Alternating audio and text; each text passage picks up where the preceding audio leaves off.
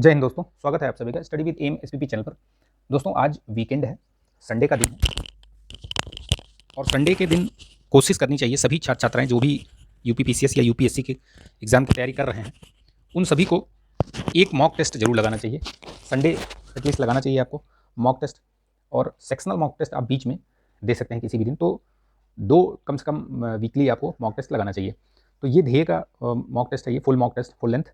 इसको मैं कोशिश करूँगा, 150 प्रश्न हैं इसमें, ठीक है, इसमें 150 प्रश्न हैं। इनको मैं कोशिश करूँगा, क्योंकि मेरे पास OMR सीट नहीं है, OMR पे मैं इसको सॉल्व नहीं करूँगा, यहीं पर इसको मैं टिक करता जाऊँगा। तो हाफ एन आवर पहले मैं इसको कोशिश करूँगा कि 1.5 घंटे में इसको मैं फिनिश करूँ। मैं इसको अभी थोड़ी देर में ही शुरू करूँगा। स्टॉप वॉच भी लगा लूँगा मैं, क्योंकि स्टॉप वॉच लगाए रहने से क्या है कि आपको टाइम का पता चलता रहता है, आपके सामने एक मेंटली जो है टाइम का प्रेशर समझ में आता है। तो इसको लाइक कीजिएगा, शेयर कीजिएगा, चैनल पर नए हैं तो सब्सक्राइब कर लीजिएगा, ठीक है। तो आज इसको मैं लगाता हूँ आपके साथ, शुरू करता हूँ इसको। तो चलिए शुरू करते हैं इसको। ये अभी 8:20 हो रहा है और कोशिश करेंगे कि इसको 9:40 तक मैं इसको 9:50 तक जो इसको मैं फिनिश करूँगा। चलिए शुरू करते हैं इसको, ठीक है। देखिए मैं प्रश्नों को फटाफट देखता जाऊँगा, करता जाऊँगा, ठीक।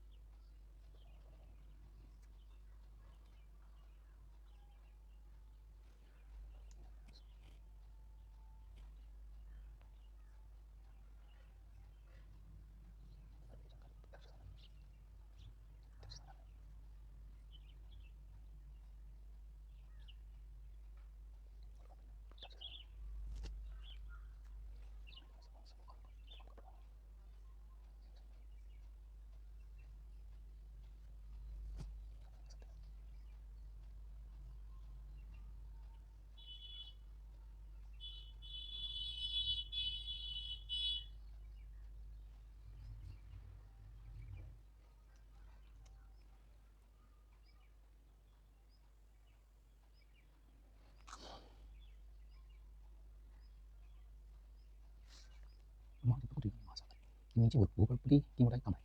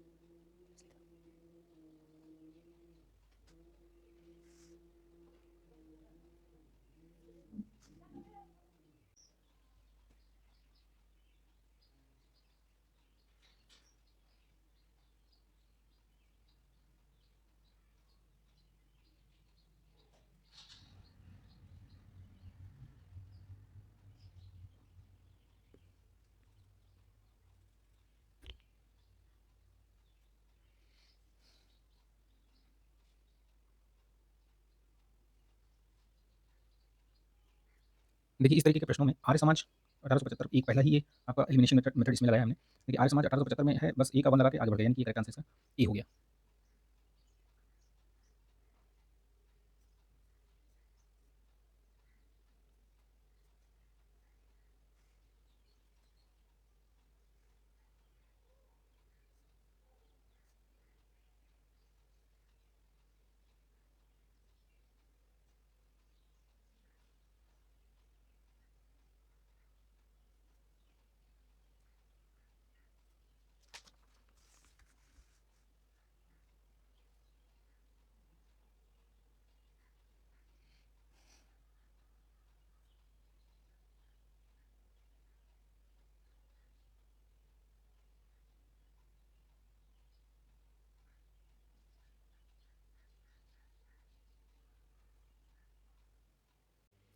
मानव गुर्दे में पथरी का जो मुख्य घटक होता है, तो क्या होता है वो?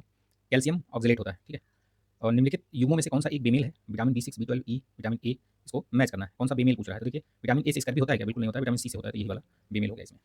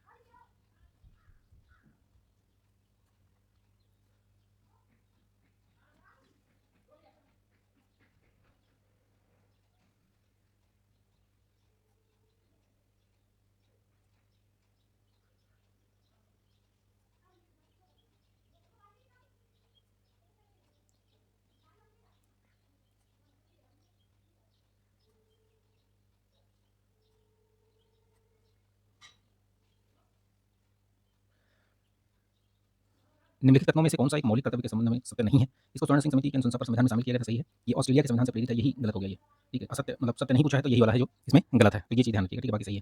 निम्नलिखित पुस्तकों और उनके लेखकों के युग्मों में से कौन सा एक सही सुमेलित नहीं है? तो देखिए इसमें वेल्थ ऑफ नेशन, ये ठीक है। सोशल कॉन्ट्रैक्ट रूसो भी ठीक है। दास कैपिटल कार्ल मार्क्स ठीक है। द स्पिरिट ऑफ लॉज ये लेनिन की नहीं है ये, ठीक है। तो ये इस तरीके से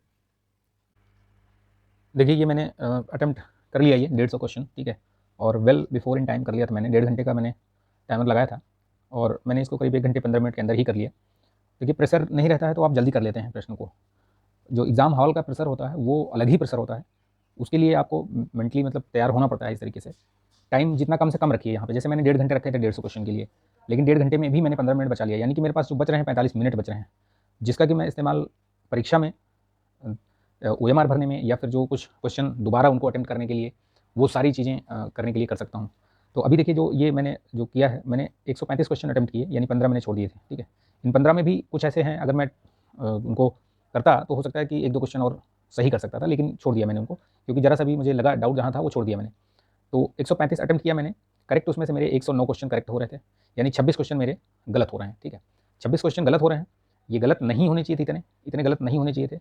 गलत होने वाले क्वेश्चन इसमें से मात्र ऐसे थे जो 15 क्वेश्चन करीब ऐसे थे जो गलत हो सकते थे। अदरवाइज़ जो 10-11 क्वेश्चन ऐसे थे जिनको मेरा गलत नहीं होना चाहिए था। फिर भी अगर देखा जाए तो नेट क्वेश्चन मेरे 100 सही हो रहे हैं। अगर इतना क्वेश्चन भी आप सही करते हैं, ठीक है, 100 क्वेश्चन भी नेट क्वेश्चन आपका अगर सही हो रहा है, तो आप कितनी भी हाई मेरिट जाएगी, कितनी भी हाई कट ऑफ जाएगी, वो आप सब क्लियर कर लेंगे। तो इस तरीके से प्रैक्टिस करिए, प्रैक्टिस जितना करेंगे, ये तो ये जो ध्येय IAS का है, ये मुझे लग रहा है ये काफ़ी शुरुआत का जो ये टेस्ट सीरीज है शुरुआती, जैसे ये टेस्ट 2 है, तो ये मुझे लगता है कि बहुत हल्की है। हल्की इन द सेंस मतलब जो क्वेश्चंस हैं इसमें वो काफ़ी मतलब एकदम सरल हैं, बहुत ही मतलब कठिन नहीं कह सकते इसको, ईज़ी है, ठीक है, मॉडरेट भी नहीं है एक तरीके से। तो ये जो पेपर ही था वो ईज़ी टू मॉडरेट था, मॉडरेट टू टफ तो था ही नहीं। तो उसमें भी अगर 100 क्वेश्चन हो रहे हैं तो थोड़ा-सा मतलब ये अलार्मिंग सिचुएशन मान सकते हैं। ये क्वेश्चन इसमें कम से कम 115 क्वेश्चन आपके सही होने चाहिए थे, मेरे मतलब आपके नहीं मेरे। अगर आप भी इसको देते हो तो उतना क्वेश्चन मान के चलिए कि 110 से 115 क्वेश्चन सही होने चाहिए आपके नेट क्वेश्चन, इस तरीके की जो सीरीज है, ठीक है। अब देखिए जैसे इसमें एक आध चीज़ें और भी ध्यान रखने वाली चीज़ें हैं, जैसे बताता हूँ मैं आपको कि अगर आप ये इस चीज़ को आपको पता नहीं है तो गलत कर सकते हैं ये प्रश्न, ठीक है। तो जब टेस्ट सीरीज़ लगाएं तो ये इन सब चीज़ों का ध्यान रखें। कैसे? देखिए मैं आपको अभी एक चीज़ दिखाता हूँ।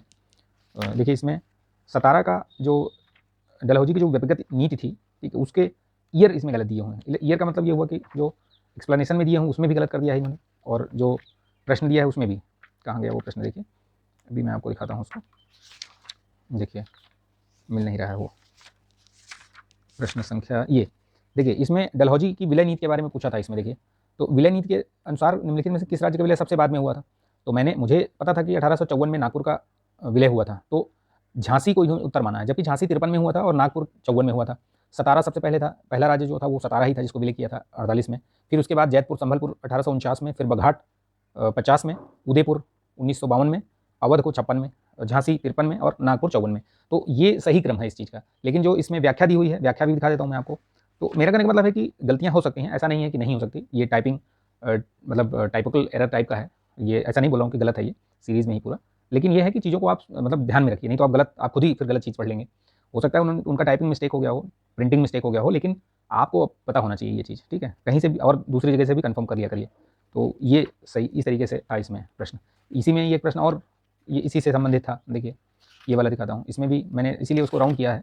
देखिए यहाँ पे देखिए ये वाला प्रश्न देखिए, कौन सा सही युग्म सम्मिलित नहीं है? देखिए सिंध का विलय 48, ठीक है। नागपुर का विलय, अभी हमने नागपुर का विलय देखा था उसमें 1854 में, यहाँ पे 53 दे रखा, जबकि ये झांसी का है। अवध का विलय तो ठीक है, ये गलत पूछा था तो ये तो यही होगा उत्तर। लेकिन पहले मैंने जब देखा तो 1853 लगा मुझे, तो मैंने यहाँ टिक मार दिया, लेकिन फिर बाद में मैंने इसको चेंज किया, डी लगाया इसमें उत्तर, ठीक है। तो ये इस तरीके से प्रश्नों को हल कीजिए, सेल्फ इवैल्यूएशन कीजिए। अब जो गलत हुआ है उनको बार बार रिवाइज कीजिए, जो मेरे जो गलत हो गए हैं उनको मैं अलग से एक नोट्स बना लूँगा और उनको रिवाइज करता रहूँगा 2 दिन 4 दिन 5 दिन में, उनको रिवाइज करता रहूँगा। तो इस तरीके से आप नोट्स भी बनाते रहिए, ठीक है। तो इसको लाइक कीजिए, शेयर कीजिएगा, चैनल पर नए हैं तो सब्सक्राइब करके बेल आइकन भी प्रेस कर लीजिएगा। चलिए मिलेंगे नेक्स्ट वीडियो में। जय हिंद।